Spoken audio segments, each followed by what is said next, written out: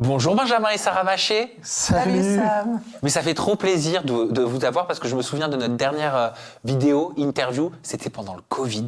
Hein, Ouais. vous À en souvenez distance. À en distance. vidéo. Ouais. Et là, je suis content de vous avoir en face de moi. Ça faisait un petit moment que je vous envoyais des petits messages. Je suis trop content que vous puissiez être là en interview pour qu'on fasse une reset, un point, un bilan, qu'on papote tout simplement et qu'on apprenne surtout à mieux connaître aussi votre couple. Parce que vous avez brillé là dans Maman est célèbre avant d'annoncer une pause. Pas faux. Ouais, c'est vrai. Maman célèbre, ça marche bien, c'est cool. Bah bien sûr. Ouais. Par contre, moi, la pause, j'y crois pas. Donc, je vous poserai la question. Ça, ce sera dans quelques instants.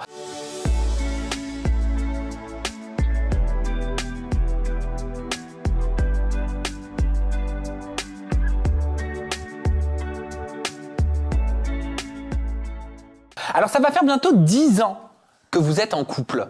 Ouais. Vous n'êtes jamais trompé? Bon, faut que je t'avoue. Ça tombe bien. Non, jamais. Enfin, je sais pas, t'as quelque chose à me dire? Mais... Non, jamais de tromperie, jamais de... Non. C'est quoi le secret de votre couple? J'ai fait exprès de commencer par une question piquante, mais c'est vrai que 10 ans, et vous avez l'air de vivre encore dans la passion. Vous puez l'amour. Ben, nous, on est restés coincés en 2014, tu vois, quand on s'est rencontrés. Ouais, je sais pas, le secret, je sais pas. Je crois que le secret, c'est d'être... on est super soudés. On est super complémentaires parce qu'on est très différents. Et en fait, j'ai l'impression que c'est un peu ça le secret de notre couple. Comment vous vous êtes rencontrés? Vous vous souvenez de cette première fois? Ouais, alors c'est pas fameux pour moi, mais j'étais à l'époque, tu sais, c'était pas les placements de produits, c'était les bookings. Et Ah oui, donc en boîte de nuit. Ouais, c'est ça, j'étais Torse booké dans nu? une boîte. Non, mais j'étais booké dans une boîte de nuit. Et puis, c'est vrai que Sarah et sa copine, elles étaient là, et puis Sarah, elle sortait du lot, et puis il y avait plein de mecs qui les approchaient et tout ça. Et dans ma tête, j'étais persuadé que c'était une prostituée. Et donc, quand je lui ai parlé, c'est le premier truc que je lui ai demandé. Je lui ai demandé, mais t'es une prostituée ou pas? Ah oui, t'es cash, hein? Non, mais c'était cash. Très cash. Et le truc, c'est que moi, avec la musique, j'ai l'impression que j'ai mal compris, en fait. Parce que je me suis dit, mais il peut pas m'avoir dit ça, en fait. Et non, il me répète, très sûr de lui, oui, je te demande si t'es une pute. Franchement, je crois que je l'ai assez mal pris. Mais je me suis dit, ça a l'air d'être un abruti qui fait de la télé, donc je peux pas être blessée par ça. Maintenant, Ah oui, donc toi, tu savais qu'il avait fait les anges, etc. Non, il me l'a dit. En fait, quand on a discuté, il m'a dit, je fais un peu de télé et tout. Parce que je comprenais pas, il y avait tout le monde autour de lui, il y avait beaucoup de filles qui venaient pour lui demander des photos et tout. Donc j'étais un peu, mais t'es footballeur, Et puis voilà. Puis non, il m'a dit, je fais un peu de télé, mais il était très très vague. Je savais pas ce qu'il avait fait. Puis comme je regarde pas la télé, je ne savais pas qui il était. Ok, toi tu profitais un petit peu de ce statut à l'époque 2014, quand même, ça battait son plein, hein? Ouais, bon, c'était bien, mais après, au début, j'étais en couple avec Aurélie, puis ça a duré quand même un certain temps. Et puis après, je sortais des anges en Australie, en fait. Donc, c'était pas... Mais oui, forcément, il y a des moments où on profitait. Et alors, qu'est-ce que tu te dis, mis à part le fait qu'il pense que t'es une prostituée, quand tu le vois? Est-ce qu'il te plaît? Alors, je me dis que... bon... Moi, j'aime pas les blonds à la base. Moi, je sortais avec des typés, bruns, voilà. C'était pas tout à fait mon style. Moi, je me suis dit que c'était un très beau garçon. Pas très bien élevé parce que... voilà, tu vois, son approche, c'était moyen. Et en fait, je crois que je me suis pas dit grand-chose. Je me suis dit, bon, on discutait, c'était un peu le seul mec qui était plus ou moins intéressant malgré cette approche, voilà. Et en fait, tu sais, je suis partie sans lui donner mon numéro de téléphone. Donc, j'ai pas été convaincue, en fait, au départ. Il avait l'air plus sûr de lui que moi, en fait. Mais alors, comment vous vous êtes revus sans numéro de téléphone? C'est là, parce que je me suis dit, mais quand même, c'est vrai que j'ai pas été très cool, mais elle me plaisait vraiment. Il y a comme un truc qui s'est passé quand je l'ai vue. Ok. Et du coup, j'ai été voir le DJ qui la connaissait, je lui ai demandé son numéro de téléphone. Lui, je pense qu'il avait des vues sur Sarah. Mais il m'a dit, bon, écoute, de toute façon, je sais que j'ai aucune chance, donc tiens le numéro. Et puis, je suis reparti avec le numéro, et puis je lui ai écrit, j'ai ramé un peu. Hein. T'as dit quoi? Non, n'invente pas, n'idéalise pas le truc. Il m'a dit, il y a forcément un truc, c'est pas possible que tu sois célibataire, c'est quoi le truc? Je lui ai dit, moi, je suis bien dans ma life, j'ai pas besoin d'être avec quelqu'un, j'ai besoin d'être avec la bonne personne. Et puis, non, il a ramé un petit peu, hein, mais... Mais vous saviez pas que vous étiez la bonne personne l'un pour l'autre à ce moment-là? Je crois que toi, tu l'as senti, parce que lui, il est tout de suite venu vers moi, il m'a dit, tu le sais pas encore, mais toi et moi, on aura des enfants. C'est la femme de ma vie. Mais c'est incroyable. Non, mais je te jure, elle est rentrée, je l'ai vue, et il y a un truc qui, je sais pas. Tu sais, ça fait un peu cliché quand on dit, ouais, le temps s'est arrêté, tu sais, les gouttes qui tombent, elles s'arrêtent et tout. La musique et tout. Mais ça faisait un peu ça. Ça faisait un peu le, pouah, elle est incroyable, tu vois. Alors, forcément, le premier truc que tu vois, c'est le physique. Donc, J'avais 10 ans de moins. Et Sarah, pourquoi je t'ai entendu dire on ne m'a jamais épargné quand il s'agit de mon couple? Pourquoi tu dis on ne m'a jamais épargné? Qu'est-ce que tu veux dire? Parce qu'en fait, au début, quand on s'est mis ensemble, c'est vrai que les gens, ils étaient assez virulents à mon égard. Et, Le public? ouais, moi, c'était un monde que je connaissais pas. Moi, j'étais dans un monde très préservé, loin des réseaux sociaux, loin de la télé. Et puis, c'est difficile au début d'être sous le feu des projecteurs, entre guillemets. Et puis, les gens, ils étaient super durs avec moi. Qu'est-ce qu'ils disaient? Ils me disaient que j'étais moche, que j'étais sûrement une escorte parce qu'en Suisse, il n'y a que des escortes, que, je sais pas, que j'étais avec Ben par intérêt. Ça fait mal en tant que femme? Ouais, même en tant que personne, tu vois. Je pense que même les hommes qui sont pris à partie, ils le vivent difficilement. Mais c'est souvent les femmes. Ouais, parce que c'est plus facile de s'attaquer à nous. Nous, quand on s'attaque au physique, ça nous touche plus. J'ai l'impression qu'un mec, peut-être, va le vivre plus facilement. Mais pour moi, c'était très difficile parce que je venais de rencontrer un mec, tout le monde me parlait de son ex, tout le monde me disait que j'étais moche et inintéressante et que j'avais rien à faire là. Donc forcément, même si ça venait de gens que je connaissais pas, je me disais en fait, j'ai rien à faire dans cette histoire, dans cette relation. Tu te remets en question. J'avais pas ma place. Je me disais, c'est pas pour moi en fait. Oui, tu te demandes qu'est-ce que tu fais là, est-ce que tu es au bon endroit, au bon moment, avec la bonne personne. Exactement. Puis même à te dire, peut-être qu'ils ont raison, tous ces gens. Et puis c'est une période aussi où Benjamin, toi tu sors de ta relation avec Aurélie Dotremont, une relation qui a marqué les esprits, que tu le veuilles ou non. 10 ans après, encore aujourd'hui, on t'en parle, je suis persuadé qu'on t'en parle encore, et tu vas me dire toi comment tu le vis d'ailleurs, Sarah. Mais à cette époque-là, Aurélie Dotremont, elle n'a pas le recul qu'elle a aujourd'hui, elle n'a pas la maturité aussi, je pense qu'elle le dirait elle-même, qu'elle a aujourd'hui. Elle te pique, je crois, sur les réseaux. À cette époque, on le remet dans le contexte. Ouais. À cette époque-là, ça venait beaucoup de gens qui la suivaient et puis qui la soutenaient. C'était très virulent. Tous les jours, je me faisais insulter. Tous les jours, je recevais des messages d'insultes, de menaces, de critiques. C'était assez difficile. Puis Aurélie, elle n'était pas bienveillante à ce moment-là, forcément. Alors, je pense que c'était qu'une question d'ego pour elle. Tu vois, c'était pas parce que Ben lui manquait. Je suis persuadée que c'était qu'une question d'ego. Pour toi, c'était pas le fait qu'elle l'aimait encore ou qu'il y avait encore des sentiments, qu'elle n'arrivait pas à tourner la page? Non, je crois pas, parce qu'elle était même en couple avec quelqu'un d'autre. Et puis, je pense que pour elle, elle trouvait ça marrant, en fait. Tu vois, je pense qu'elle prenait ça comme un jeu. Mais moi, comme je n'étais pas issue de la télé, je n'étais pas issue de ce milieu, forcément, je le vivais pas de la même manière. Moi, je n'avais pas les codes, en fait. Non. Je comprenais pas ça. Moi, je comprenais pas pourquoi est-ce que vous êtes, en gros, un peu naïvement, pourquoi vous êtes méchant avec moi, vous me connaissez même pas. Tu vois, finalement, moi, je le vivais comme ça. Et alors, c'est quoi la réponse? C'est quoi les codes? T'as dû les comprendre plus tard. En vrai, maintenant, je mets beaucoup de recul dans ce qu'on me dit. Je me rends compte qu'il n'y a absolument rien de personnel. Les gens, ils ne nous connaissent pas. Je reçois très peu de critiques aujourd'hui. En fait, les critiques, ça a été vraiment lié au début de la relation avec Ben. Et j'ai vraiment eu beaucoup de peine à vivre avec ça parce que même à un moment, je t'ai dit que je voulais qu'on se sépare. Ouais. À cause de ça? Au début, on a failli se séparer, c'était vraiment, je pense que pour quelqu'un qui n'est pas du tout de ce milieu, c'est difficile. Tu vois, tu manges au resto, il y a des gens qui viennent te demander des photos, tout ça. Puis je pense que c'était le tout qui l'a gavé, à un moment ou un autre. Et puis, d'un côté, je comprends, parce que elle est baignée là-dedans alors qu'elle n'a rien demandé. Et puis d'un autre côté, quand tu te mets avec quelqu'un qui est un peu médiatisé, tu te doutes qu'il va y avoir ce genre de truc. Donc on en a discuté, on a essayé de... Tant que tu l'as pas vécu, tu peux pas imaginer ce que ça représente que d'être avec quelqu'un qui est médiatisé. Et comment elle s'est arrêtée cette guéguerre avec Aurélie Dotremont à l'époque? Aurélie m'a écrit, elle m'a envoyé un message, à l'époque c'était Twitter. Elle m'a écrit sur Twitter et puis rien, elle m'a dit en fait je me rends compte que c'est jamais toi qui viens me piquer, que voilà, toutes ces histoires, finalement, ça vient plutôt de sa communauté à elle, qui me prend à partie. Et puis, elle me dit, en fait, je te connais pas, j'ai rien contre toi, puis je te souhaite beaucoup de bonheur. Et puis, en fait, elle m'a juste dit, je vais m'exprimer dans les réseaux, parce que c'était très repris, le fait qu'elle et moi, on se pique. Donc, elle a dit, je vais faire une publication pour dire qu'on s'est parlé et que tout va bien et qu'on a enterré la hache de guerre, entre guillemets. Et puis ça s'est terminé comme ça. Ça s'est calmé par la suite? Complètement. Okay. Du jour au lendemain, c'était terminé. Puis Aurélie, elle est comme ça aussi. Elle est très... sanguine. Elle s'énerve et tout, mais au fond, c'est pas une mauvaise personne. Donc après, je pense que voilà, tu vois. Elle a beaucoup évolué Elle a sorti un livre, elle s'est confiée. Bah, bien sûr, elle a expliqué qu'elle s'était battue contre les addictions, battue contre sa propre histoire, les douleurs de son passé, qu'elle a porté sur les épaules, l'assassinat de sa sœur. Ouais. Quand elle était petite, toi, tu étais au courant, tout ça? Tu connaissais toutes ces blessures? Alors moi, l'assassinat de sa sœur, je savais pas. Par contre, je savais qu'elle avait des addictions, qu'elle avait des trucs qui allaient pas, qui étaient dus à sa famille, qui étaient dus à plein de choses. Bon, ça se voyait que c'était quelqu'un qui était pas bien, mais c'était pas une mauvaise personne, quoi. C'est ça, c'est...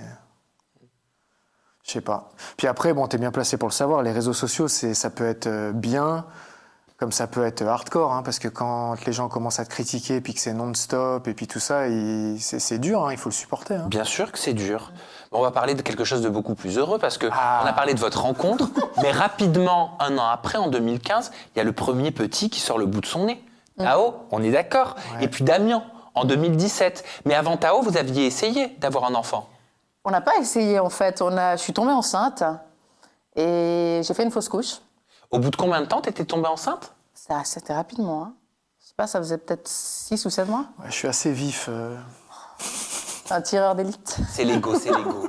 Faut pas faire cas. Ah, mais ça fait peut-être 6 ou 7 mois de relation. Bah, je tombe enceinte. J'étais super heureuse. Et puis en fait, j'ai fait une fausse couche. En fait, le cœur a jamais commencé à battre, donc ça s'est arrêté très très tôt dans la grossesse. Mais ça a été le pire truc à vivre, parce qu'à l'époque, c'était Jérém Star qui était un peu partout. Et puis il avait sorti des articles sur le fait que j'étais enceinte. Donc déjà, ma mère l'a appris dans les journaux. Et droit derrière, le fait que j'avais fait une fausse couche. T'étais au courant que ça allait sortir? Donc le fait que j'étais enceinte, le fait que ça allait sortir, j'étais au courant. Mais on nous a informé que ça allait sortir. Par contre, ce qui a été compliqué, c'est qu'après, ils ont dit que on a essayé de vendre le fait que j'avais fait une fausse couche. De vendre des articles à ce sujet, et ça a été très compliqué. Je me souviens. Ça veut dire qu'en gros, tu avais l'impression d'être la coupable. Tu passais pour la nana qui essaie de se faire de l'argent, en gros, sur son malheur. Ouais, ils ont même remis en doute le fait que j'ai été enceinte, en fait. Ah d'accord, donc genre c'était un buzz monté de toutes pièces. Ouais, alors je sais pas, je pense que quelqu'un d'équilibré ferait jamais ce genre de choses. Donc... Et ça, c'était parti d'où? Comment le feu il a pris? Parce qu'en fait, dans la foulée, ils ont annoncé que j'étais enceinte, mais moi, dans la foulée, j'ai annoncé que j'avais perdu mon bébé. Donc pour eux, ils se sont dit, en fait, tout est faux. T'avais essayé de contacter Jérém Star pour lui dire à l'époque, ça va pas trop en ce moment? Ouais, j'ai pas été aussi sympa. Quand tu viens de perdre ton enfant, tu mets pas vraiment les formes. T'avais dit quoi? Je lui ai envoyé un message pour l'insulter et puis pour lui dire qu'il parle plus jamais de moi et qu'il me connaît pas, qu'il sait pas ce que je suis en train de vivre. Et à l'époque, j'étais à l'hôpital. L'article était déjà sorti quand tu le contactes? Oui. Il s'est excusé, il m'a dit... Puis pas très longtemps après, lui, il a vécu tout ce drame autour de lui. Il s'est excusé, il a été plutôt bienveillant, en fait. Il a été plutôt sympa, puis on est resté en de bons termes, mais c'était juste, j'ai rien à te dire, je te connais pas, tu me connais pas et respecte ma vie, je viens de perdre mon enfant. Parle pas de moi et parle pas de ce que je suis en train de vivre, t'as aucune idée de ce que c'est. Et ça s'est arrêté là. T'avais souffert de cette situation? Ouais. J'ai beaucoup souffert. Tu vois, ça faisait pas longtemps que j'étais avec Ben. On avait déjà vécu toute l'histoire de cette médiatisation que j'avais déjà de la peine à vivre avec. Mais alors, vivre aux yeux de tout le monde le fait que tu perds ton enfant, pour moi, c'était vraiment trop, en fait. Ça a pas mal frité entre nous à cette époque-là. Hein. Benjamin, toi, t'avais l'habitude des rumeurs, t'avais l'habitude des articles, t'avais l'habitude de tout ce qui pouvait sortir, etc. T'avais roulé ta bosse par rapport à ça, t'en avais vu des vertes et des pas mûres. Ouais. Mais là, ça te touchait, ça touchait celle que t'aimais aussi, et ce que vous étiez en train de créer. Comment tu l'as vécu? Après, au début, ça fait flipper. Tu te dis, bon, elle est baignée là-dedans, il y a un moment où elle va craquer, tu vois. Puis je pense que quand moi j'ai été sportif, puis quand t'es sportif, tu sais, t'es un peu une machine dans le sens, t'as des choses difficiles qui arrivent, mais c'est pas grave, il faut avancer. Et puis il y a des personnes qui ont besoin de plus de temps. Et puis moi j'étais peut-être un peu pushy aussi en disant, tu sais quoi, c'est pas grave, viens on avance. Puis je pense qu'elle avait plus besoin de temps pour avaler tout ça. Donc ouais, c'était pas facile, ouais, pas facile du tout. Ça a créé des conflits dans votre couple à l'époque? Oui. Ouais, c'est une Mexicaine, hein. Les assiettes, ça vole vite. Hein. Oui, elle a du caractère, moi aussi. C'était une période pas facile, donc ouais, il y a eu des moments difficiles. Hein, mais en fait, ce qui était dur, je crois que la semaine d'après, il avait un booking, il a dû partir, et moi, je suis restée à la maison, évidemment, et j'étais vraiment au bout de ma vie. J'étais vraiment pas bien, puis lui, il devait remplir ses obligations vis-à-vis de la télé, et pour moi, on vient de perdre un enfant, en fait. Tu vois, donc pour moi, j'arrivais pas à comprendre parce que je me rendais pas compte ce que c'était que son milieu. T'avais envie de l'avoir auprès de toi? Bah oui, puis parce que je souffrais. Ouais, mais moi, j'étais en booking, tu sais.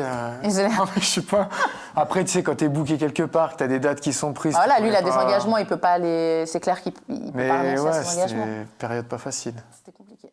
Et alors ça, c'est dernièrement, hein, mais il y a eu des rumeurs hallucinantes qui sont sorties sur les réseaux sociaux. Ouais, bah tu rigoles parce que tu sais ce que je vais te dire. Exactement, j'essaie de parler. Bah oui, certains sur les réseaux sociaux ont sorti un complot comme quoi tu serais, Benjamin, le père de l'enfant d'Amélie Netten, Hugo. Mais vas-y, dis-leur. Écoute, j'ai fait des tests de ma semence et il paraît qu'elle serait volatile. Et c'est possible que, tu sais, ça parte jusqu'en Belgique, on sait pas, tu vois. Donc, non, c'est pas vrai.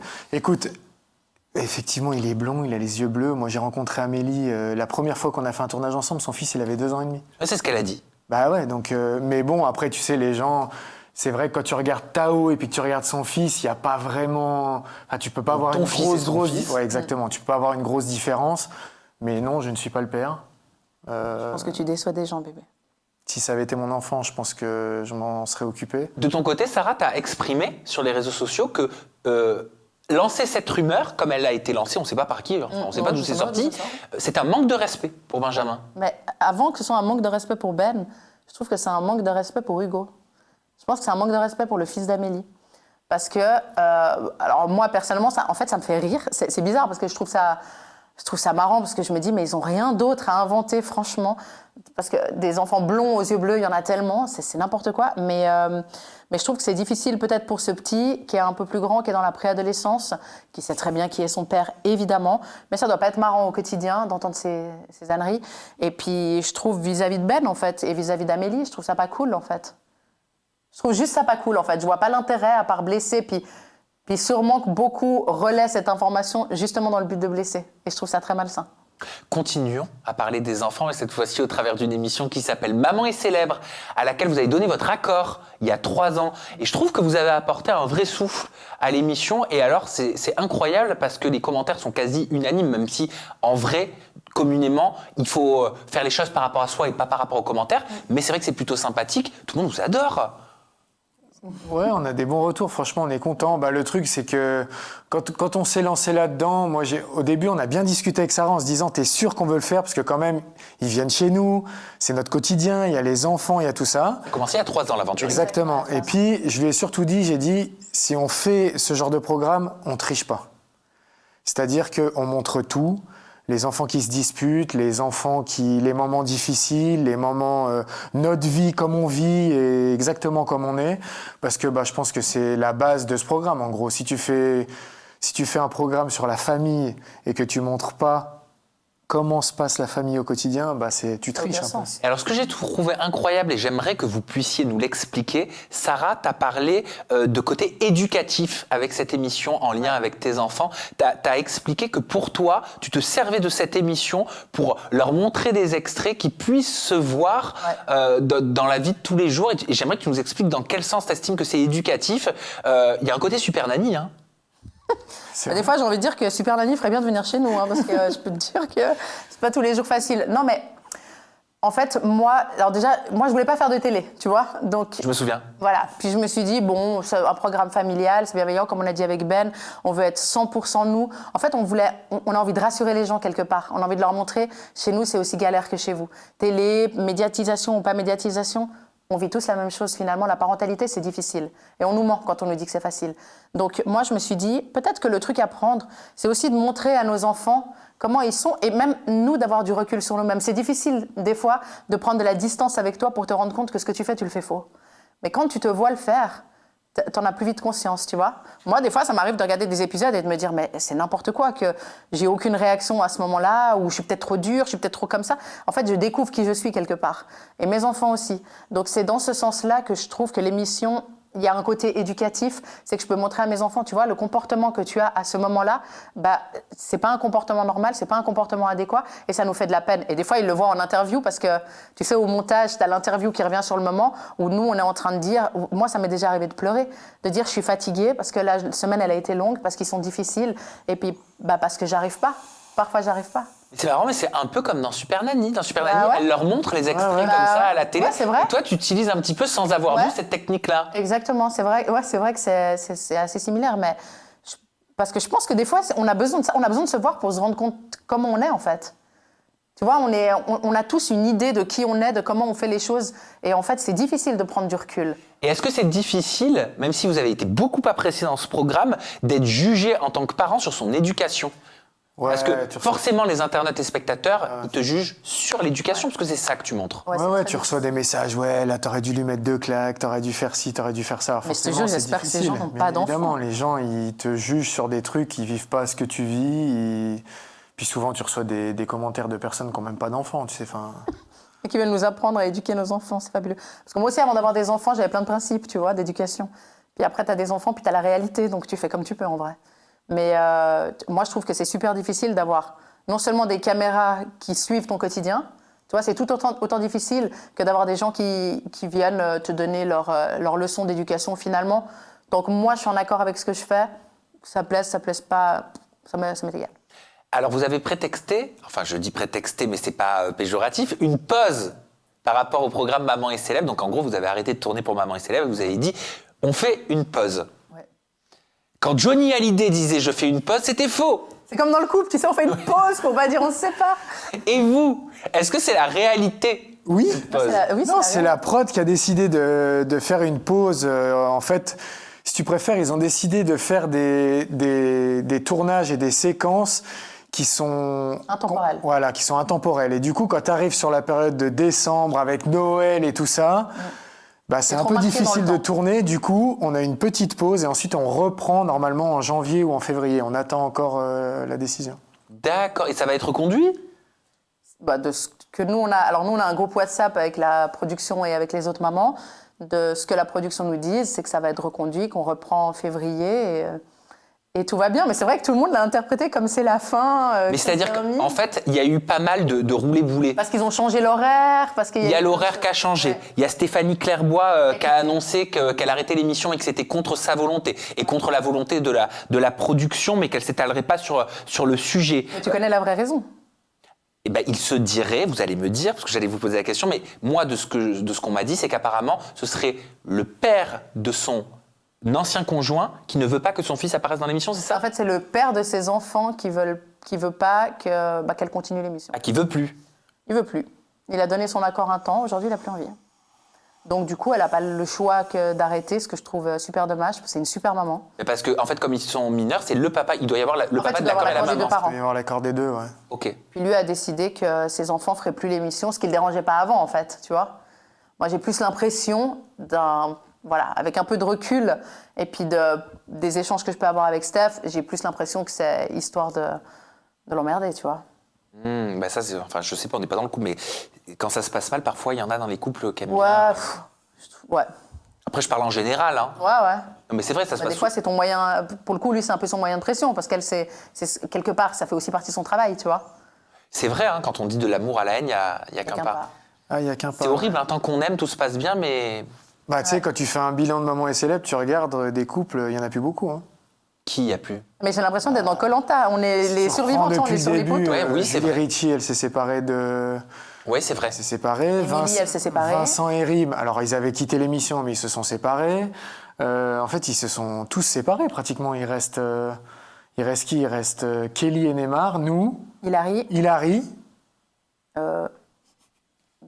et c'est tout, je crois. Et Julia et son copain, mais des fois ils se séparent, des fois Oui, ils mais en même temps, c'est triste, mais c'est ce qui se passe dans la vie, quoi. Bah ouais, Ouais, c'est c'est ça. vrai, Je veux dire, il y a beaucoup de séparations. Malheureusement, il y a beaucoup de divorces. Mais je pense que justement ça aide beaucoup aussi les gens qui regardent l'émission parce qu'après tu les retrouves en tant que maman solo. Donc comme tu dis, dans la vraie vie, il y a beaucoup de couples qui se séparent. Ah oui. Il y a beaucoup de parents qui se séparent. Donc Et il y a Yesta, là, qui est enceinte avec Benoît. Ils sont enceintes, non. Elle est enceinte de son troisième enfant. Benoît, tu veux nous parler? Bah, elle a annoncé que voilà, ils arrêtaient, que de toute façon, pour eux, la télé, c'était finito. Tu sais que j'ai appris ça dans les journaux aussi. J'étais choquée. J'ai écrit à Yesta, mais c'est une blague. Oui, parce qu'elle adorait tourner dedans. Mais elle t'a répondu parce que moi j'ai écrit à Benoît, il m'a pas répondu. Le truc, Ah. c'est que Benoît, qu'est-ce que tu fais? On veut savoir, Benoît. non, bah, tu sais, je pense que franchement. Bon, alors moi, je le vois différemment parce que moi, je suis au travail toute la semaine. Donc, tu vois, d'avoir les caméras, je suis fatiguée. Le week-end arrive, je suis déjà fatiguée, puis il faut tourner. Mais donc, je pense que Yesta, avec 2 enfants à la maison, enceinte, elle gère tous ses business à côté, et puis d'avoir les tournages, je pense que ça fait un peu trop. J'imagine que c'est ça. J'imagine que c'est pour ça qu'elle arrête. Et alors, on vous appelle Benjamin et Sarah Maché, mais vous n'êtes pas mariés.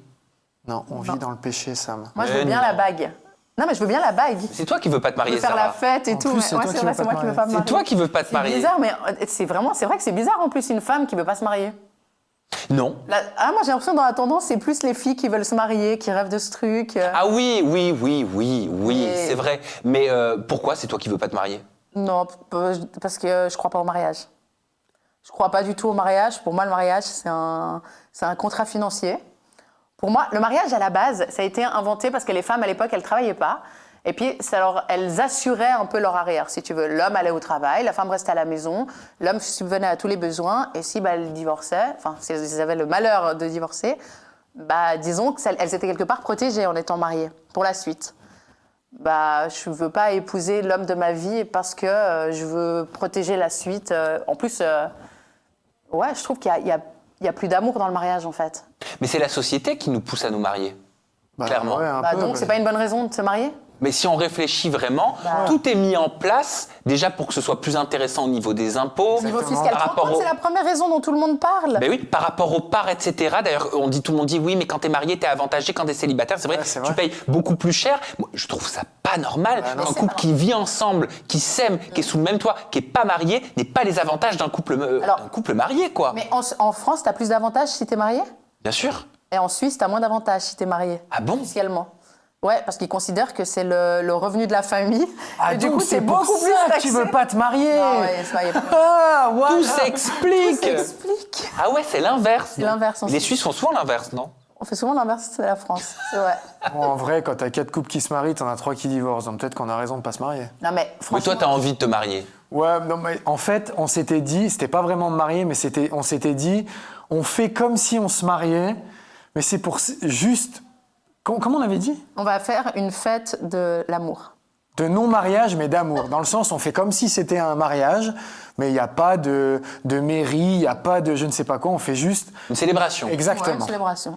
On est ensemble, on va passer notre vie ensemble, j'espère. Et voilà, c'est tout en fait. Je l'aime trop. J'espère bien que tu l'aimes trop. Je l'aime trop. Quand même.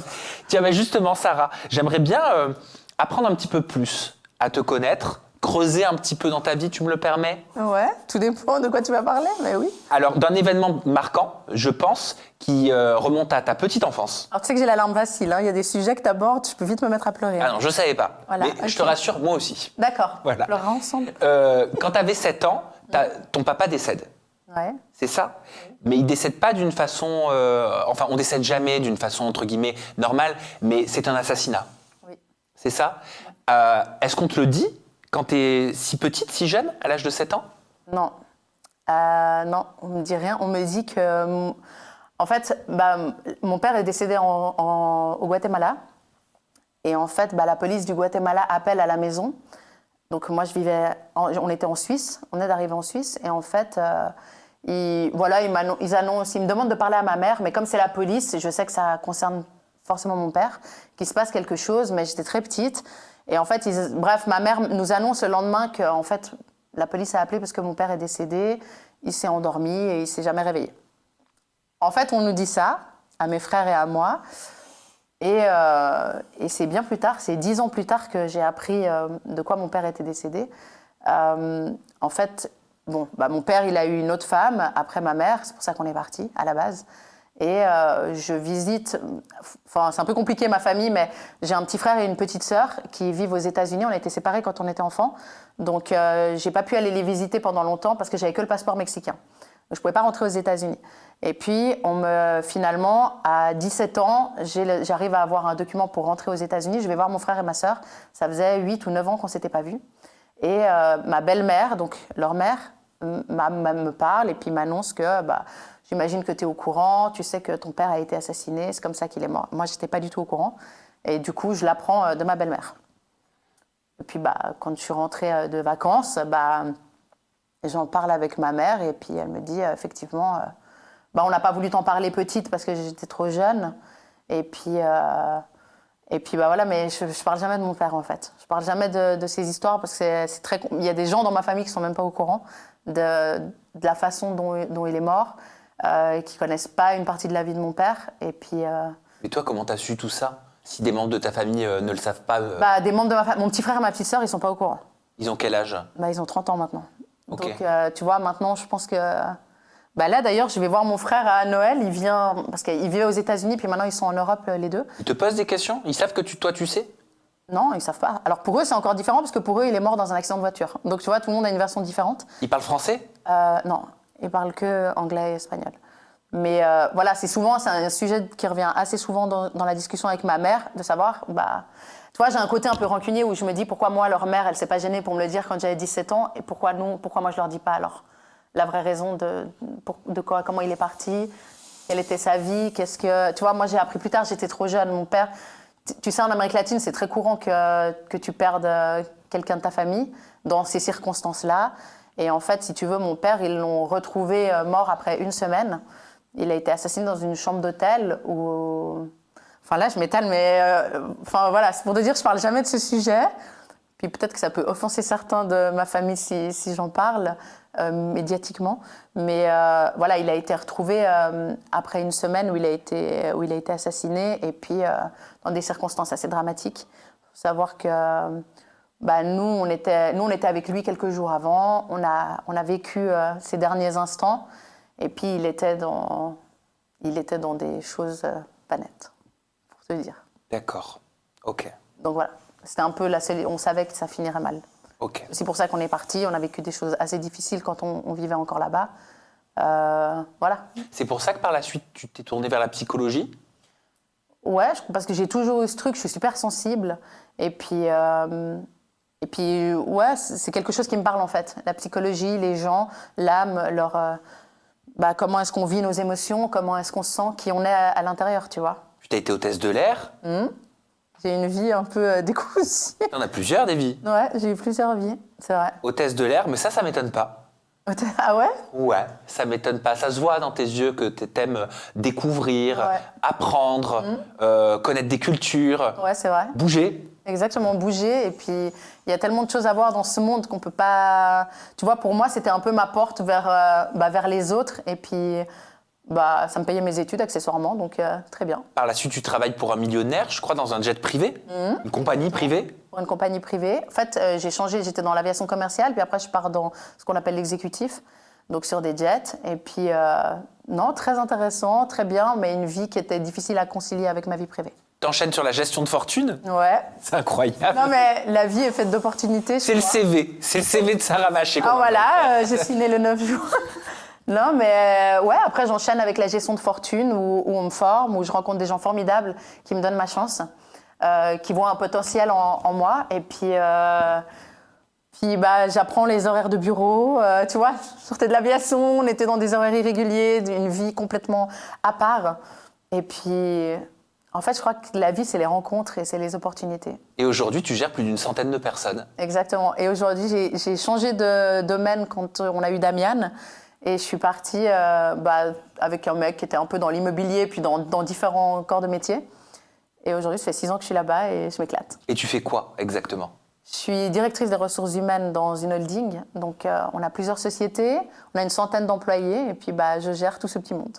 Ok, donc tout ce qui est relatif aux ressources humaines. Oui. Les plannings, les problèmes, les licenciements. Les licenciements, les embauches, les litiges. Donc il y a beaucoup de droits du travail. Les heures en plus, les vacances. Ouais, les absences, la vie du collaborateur au sein d'une société. Le bien-être. Le bien-être, les salaires, les assurances sociales, les ressources humaines, quoi. Tu travailles beaucoup, hein? Je travaille beaucoup. 11 heures à peu près par jour. En Suisse, je fais presque 50 heures par semaine. Ah oui. Donc, on fait beaucoup d'heures. Mais quand tu es cadre, il n'y a pas d'heures sup. Voilà, c'est les inconvénients de ton rôle. Mais j'adore mon métier. J'adore mon métier et on m'a souvent dit « mais tu pourrais arrêter, faire que la télé et les réseaux sociaux » et inconcevable pour moi. Pourquoi inconcevable? Inconcevable. Je suis trop carriériste parce que je pense que les réseaux sociaux et la télé, ça remplit mon porte-monnaie, mais ça ne me nourrit pas l'esprit. Et moi, mon boulot, il me nourrit l'esprit, il m'enrichit, il fait de moi aussi une meilleure personne. Et puis, il me permet d'être au contact de l'humain, ce que je préfère dans le monde. Donc, tu vois, tout le reste, c'est pas possible. Toi, Benjamin, je m'en souviens, basketteur professionnel. Ouais. Hein? Pendant 15 ans, ouais. Pendant 15 ans. T'étais plus basketteur, hein, par contre. En tout cas, tu plus en professionnel quand t'intègres la Belle et ses Princes à l'époque. Non. Sur W9. J'étais dans le sud, je jouais pour une équipe, mais c'était plus... Bon, en fait, tu sais, quand t'es sportif, tu passes à côté de plein de choses, puis il y a eu un moment où j'en ai eu marre, en fait. Tu peux pas aller skier, tu peux pas faire ci parce que les assurances, parce que tout ça. Puis j'avais l'impression de passer à côté de plein de choses, donc j'ai décidé de signer dans un club dans le sud. Et puis on m'a contacté pour faire une émission. À la base, on m'avait contacté pour faire Secret. Et puis l'enfermement, c'est pas pour moi. Puis on était revenu vers moi pour La Belle et ses Princes, ouais. Le projet t'a plu, t'as accepté. Ouais, puis j'ai pas regretté parce que c'était vraiment... Ouais, c'était fou, tu vois. Moi, je viens d'un petit village au final. En France, tu débarques à Paris, ils te font rentrer dans une maison, t'avais des caméras partout, c'était trop marrant. Puis c'était une bonne expérience, c'était cool. Tu t'enchaînes pas mal quand même. Et t'enchaînes des grosses télés. Parce qu'à l'époque, c'était celle... Pardon, mais c'est celle qui cartonnait le plus, quoi. Les Anges 5, les Anges 6. C'était ouf. Ouais, les Anges 5, ça avait cartonné. Mais oublie, on avait Canal+ en bas de la maison à Miami et tout, c'était abusé. Ouais, ça avait vraiment cartonné, ouais. Bah, en grande partie avec Nabila et puis sa fameuse phrase, là. Ah oui, c'était dans cette saison. Ouais. Mais ouais, ça marchait fort. Elle vous a aidé, cette phrase, à tous? Bah, au final, ouais, parce que le programme, il a tellement marché en grande partie à cause de ça que bah, forcément, après, bah, comme je t'ai dit, à l'époque, c'était pas les placements de produits, mais c'était les bookings. Puis j'avais fait, je sais plus, 130 dates en un an, tu vois, c'était abusé. C'était vraiment la folie, quoi. Et en 2015, t'arrêtes la télé-réalité. Est-ce que c'est toi qui décides de l'arrêter? Est-ce que t'as plus envie d'en faire? Parce que je suis persuadé que les prods devaient continuer à te proposer des choses. Non, parce que après, bah, j'étais avec Sarah. Ah oui, rencontre en 2014. Il est moins en intéressant. couple, donc forcément, après, t'es moins intéressant. Surtout qu'à l'époque, il y avait beaucoup de dating, Ouais, il y avait que de ça. Et puis même si c'était pas du dating, c'était du dating quand même. Exactement. Donc après, j'étais moins intéressant vu que j'étais en couple, tu vois. Ok, donc là, ils ont commencé à plus trop te donner de nouvelles. Non. Ok. Et puis, vous devenez parents. On en avait parlé. Toi, tu deviens papa au foyer. Ouais, je m'occupe beaucoup de mes enfants. Ouais. Mais c'est surtout que c'était... Tao, la première année, on n'avait pas de place en crèche. Il est né en août. Il y avait une place en crèche en septembre de l'année d'après. Ah oui. Donc moi, c'est bien. Bon, en décembre, je retourne travailler. Après, on a 4 mois de congé maternité en Suisse. Moi, après 4 mois, je retourne au travail à 100%. Ben, il a pris le relais. Il a passé 7 mois avec la poussette dans la rue. Et comme j'allaitais, il faisait les allers-retours avec mon boulot pour que je puisse lui donner le sein toutes les 2 heures. Incroyable. Ouais, tu sais, on a eu cette conversation la dernière fois. La dernière fois, on va dans un fast-food avec les enfants. On va pas souvent, mais des fois, on va parce qu'ils sont contents. Et en fait, c'était un mercredi. Que des femmes avec les enfants. J'étais le seul mec avec mes enfants et tout le reste, c'est des femmes, tu vois. Et puis je me disais, en vrai, ok, professionnellement, il y a des trucs où tu passes à côté, tu machin, mais en vrai, j'ai une vraie chance de pouvoir passer du temps avec mes enfants parce que c'est dur de te le dire quand t'es dedans, mais avec le recul, tu te dis un jour ils vont grandir, puis t'auras moins de temps avec eux, ils vont faire leur vie, ils vont faire leur... Puis là, je passe beaucoup de temps avec eux, même si des fois c'est difficile. T'as repris une activité professionnelle? Oui, j'ai toujours fait mes trucs, mais là, plus sérieusement, ouais. Voilà. Ouais. Tu travailles dans quoi?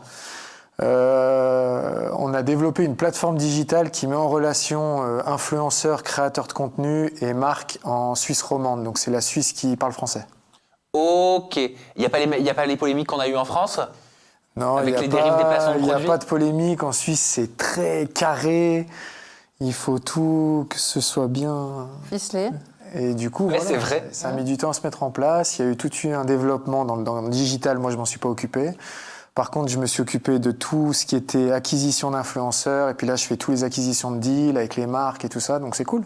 Ça m'intéresse. C'est sympa. Ouais, c'est bien. Comme boulot. Et comment vous faites par rapport aux enfants? Est-ce que tu travailles de la maison? Est-ce que vous avez une nounou? Moi, je travaille beaucoup de la maison. J'ai des rendez-vous, mais je m'arrange toujours pour être à l'heure pour aller chercher les enfants. On n'a pas de nounou. Par contre, nos enfants, ils vont au parascolaire. En France, c'est le périscolaire. Alors, à midi... Tu n'as pas d'enfant.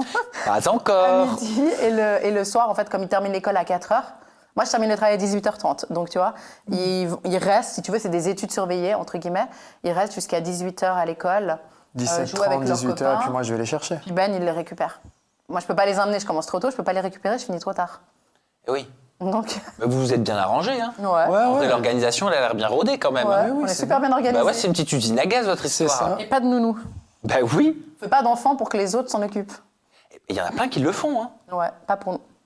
Parce qu'ils n'y arrivent pas aussi. Ouais, après, Il y en a qui n'arrivent arrivent pas, hein. Ouais. Il y en a qui n'ont pas le choix. Il y en a qui ont le choix.